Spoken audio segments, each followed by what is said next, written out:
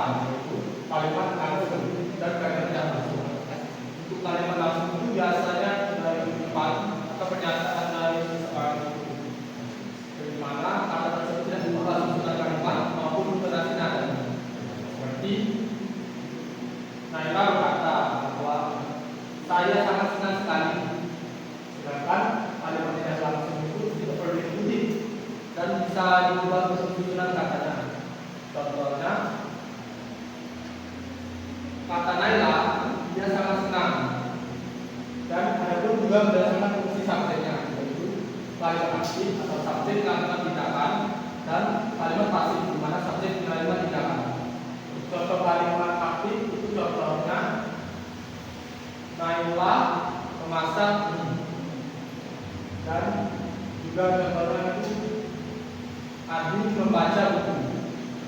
Dan untuk contoh kalimat pasif itu kebalikannya, buku dibaca Adi dan mie dimasak oleh Naila. Dan untuk unsurnya juga itu subjek, predikat yang ditambah oleh. Baiklah, untuk jenis-jenis kesalahan dalam menyusun kata yaitu ada kesalahan struktur kalimat, di mana kalimat itu disusun tidak sesuai dengan kaidahnya sehingga menyebabkan akibat dalam pembacaan. Dan ada juga kesalahan penggunaan kata, di mana kata yang digunakan itu tidak tepat sesuai dengan kondisi yang digunakan. Ada juga kesalahan kata baca, di mana yang misalnya pertanyaan, tapi itu tidak ada tanda tanya, biasanya hanya titik saja.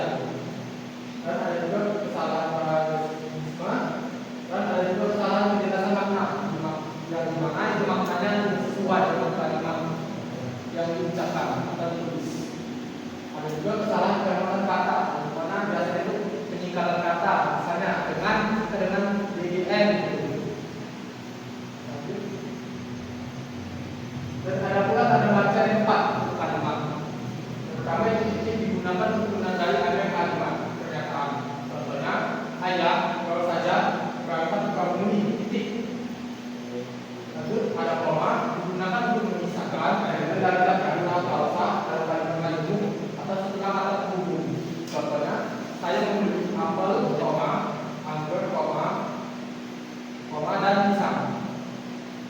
Adapun yang ketiga itu titik dua digunakan untuk memperkenalkan daftar atau kutipan maupun penjelasan. Contohnya ada tiga hal yang perlu diperhatikan. Titik dua kebersihan, koma pada waktu, koma dan sikap. Dan yang keempat itu adalah titik koma dua. Itu digunakan untuk memisahkan klausa dan saling berhubungan, tetapi tidak menghubungkan pada kata penghubung. Contohnya dia suka membaca komik, titik koma, dia juga suka menggambar komik, di mana klausa itu berbeda. Selanjutnya yang lima itu adalah tanda tanya, digunakan pada kalimat tanya.